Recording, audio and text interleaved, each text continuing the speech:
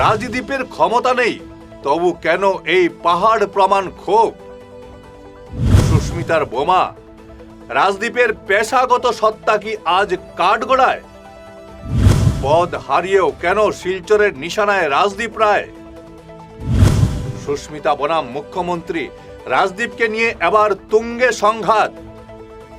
শিলচরে নজিরবিহীন anti incumbency, রাজদ্বীপের বিদায় কি পাকাপাকি? নমস্কার, আপনারা দেখছেন ঈশান বাংলা পয়েন্ট ব্ল্যাঙ্ক, গল্প নয় শুধু সত্য। সঙ্গে রয়েছি আমি সিদ্ধার্থ।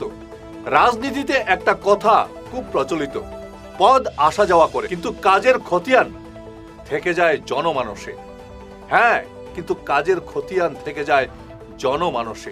সাধারণত দেখা যায় ক্ষমতা চলে যাওয়ার পর মানুষের খুব থিতিয়ে আসে, কিন্তু শিলচর নগরীর রাজনীতিতে এখন এক অদ্ভুত ও নজিরবিহীন দৃশ্য।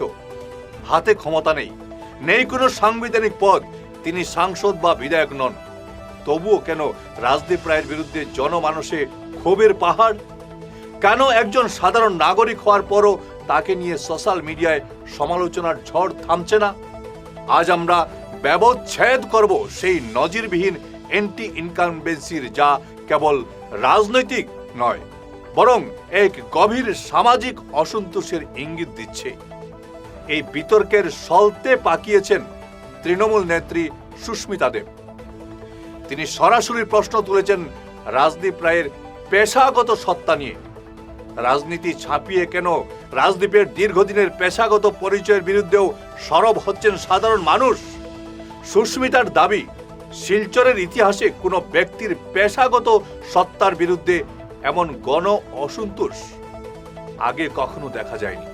প্রথমে শুনে নিন সুস্মিতা দেব ঠিক কি বলেছেন।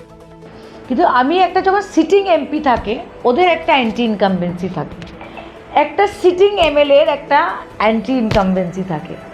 এটা আমি প্রথম দেখলাম যে উনি সিটিং এমপিও না আর এমএলএও না, এত হাই অ্যান্টি ইনকামবেন্সি, এত ইট ইজ অ্যান্টি ইনকামবেন্সি। যখন ক্ষোভ বেরোয় আসে পাবলিকের পক্ষ থেকে যে একটা এমপি 2024 থেকে, he is not an MP, আমরা এখন 26-এ আছি, 2 বছর উনি ডাক্তারি করেছেন, তো প্রফেশনাল অ্যান্টি ইনকামবেন্সিটা আমি প্রথমবার দেখলাম। শুনলেন তো সুস্মিতার সাফ কথা। 2024-এর পর রাজদীপ রায় এখন প্রাক্তন, তবুও তাকে নিয়ে যে তীব্র বিরূপ প্রতিক্রিয়া দেখা যাচ্ছে তা শিলচরের ইতিহাসে বিরল। সাধারণত মানুষ সমালোচনা করে ক্ষমতাসীন ব্যক্তির, কিন্তু রাজদীপের ক্ষেত্রে যেন ব্যাকরণটাই বদলে গেছে।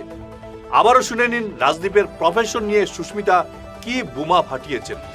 কে কি করছে, রাত্রে রাত্রে কি ডিল হয়ে যায়, হ্যাঁ, বা কোনো ব্যবসায়ী বা যে কোনো প্রফেশনে থাকলে ওর ব্যবহার কীরকম।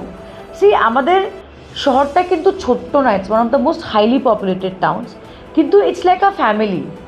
সবাই সবাইকে চিনে, সবাই জানে কে কী করছে, কার কী ব্যবহার। সো শিলচরে লড়তে হলে the most important thing is reputation.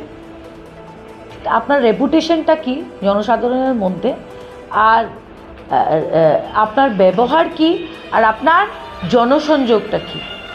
This 3 are the most important factors in Silchar. So এটা বেরোয় আসছে এখন। প্রশ্ন হলো, সুস্মিতা দেব যা বলছেন তা কি কেবল রাজনৈতিক স্ট্যান্ড, নাকি এর পেছনে রয়েছে সাধারণ মানুষের দীর্ঘদিনের পুঞ্জীভূত যন্ত্রণা? আমরা যদি সোশ্যাল মিডিয়া এবং গ্রাউন্ড রিয়ালিটি বিশ্লেষণ করি, তবে কয়েকটি কারণ স্পষ্ট হয়ে ওঠে। শিলচরের সংকীর্ণ রাস্তা, অচল নিকাশি ব্যবস্থা আর অন্তহীন যানজট। মানুষ আজও প্রাক্তন সাংসদের মেয়াদের সাথে বর্তমান ভোগান্তির তুলনা টানছেন। পদ না থাকলেও মানুষের ভোগান্তি কমেনি, তাই ক্ষোভের নিশানায় আজও তিনি। বিশ্লেষকদের মতে ক্ষমতায় থাকাকালীন সাধারণ মানুষের দুঃখ কষ্টে পাশে না থাকার যে অভিযোগ বারবার উঠেছে, আজ তাই প্রফেশনাল অ্যান্টি ইনকামবেন্সি হয়ে ফিরে আসছে। সোশ্যাল মিডিয়ায় সাধারণ মানুষের মন্তব্যগুলো দেখলেই বোঝা যায় মানুষ রাজদীপ রায়ের কাজের ধরন এবং সাধারণের সাথে তার দূরত্ব নিয়ে কতটা তিতি বিরক্ত। অবশ্যই মুদ্রার উল্টো পিঠটাও আছে। বিজেপি নেতৃত্ব এবং স্বয়ং মুখ্যমন্ত্রী কিন্তু বারবার দাবি করছেন রাজদীপের বিরুদ্ধে কোনো ক্ষোভ নেই। মুখ্যমন্ত্রী তো শিলচরে এসে সাফ জানিয়ে গেছেন এসবই বিরোধীদের রটনা। বিজেপির দাবি রাজদীপ রায় দলের একনিষ্ঠ সৈনিক এবং তার বিরুদ্ধে কোনো ক্ষোভ নেই জনমানসে। তাহলে সত্যটা ঠিক কোথায়? একদিকে সুস্মিতার তীব্র আক্রমণ এবং সাধারণ মানুষের সোশ্যাল মিডিয়া ক্ষোভ, অন্যদিকে শাসক দলের পক্ষ থেকে সব ঠিক আছে এমন দাবি। এই দুইয়ের মাঝে দাঁড়িয়ে সত্যটা আসলে কি? দেখুন, নির্বাচনী আচরণবিধি মেনে আমরা কোনো পক্ষ নিচ্ছি না। পদের বাইরে গিয়েও যখন একজন ব্যক্তির পেশাগত পরিচয় নিয়ে প্রশ্ন উঠে তখন বুঝতে হবে ক্ষতটা অনেক গভীরে। এটাকে কেবল রাজনীতির লড়াই নাকি শিলচরে প্রতিটি অলিগলির মানুষের মনের কথা? সব প্রশ্নের উত্তর লুকিয়ে আছে সাধারণ মানুষের হাতে। হ্যাঁ, সব প্রশ্নের উত্তর লুকিয়ে আছে সাধারণ মানুষের হাতে। কারণ রাজনীতির চূড়ান্ত আদালত হলো জনতার আদালত। সময়ই বলবে এই ক্ষত কতটা গভীর এবং আগামী নির্বাচনে এর প্রভাব কতটা পড়বে।